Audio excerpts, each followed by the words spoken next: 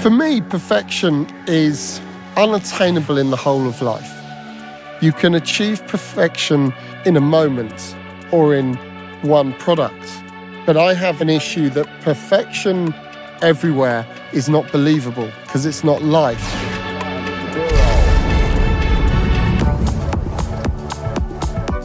I took a photo that has now been very, very widely shared of Joaquin Phoenix and Rooney Mara.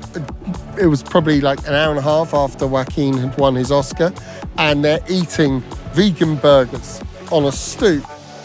But he's in this fantastic tuxedo, she's in an amazing dress. But it's the burger contrasted with them and the Oscar, and the stoop contrasted with her beautiful dress, and the fact that she's wearing trainers instead of high heels that she'd have been wearing on the red carpet. That, to me, it's the lack of perfection that makes that so successful. So if I'm photographing a product as perfectly designed as the Lamborghini Countach, I'm going to want to chuck real elements in there that make it believable.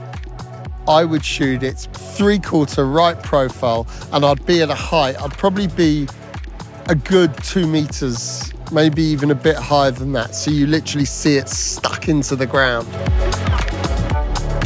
It's an incredibly cinematic, it reminds me of that sort of late 70s, early 80s sort of space race on wheels.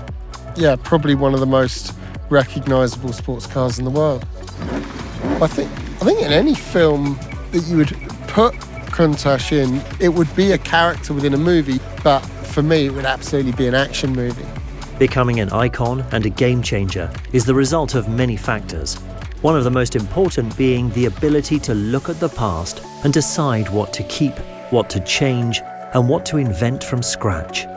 To be truly disruptive in your work, I think you have to free yourself of trying to copy other people. And you have to have faith that the small voice you have in your heart that tells you when something is wrong, you listen to yourself. And by doing that, you can rewrite the rules, and you can break the rules, and you can disrupt.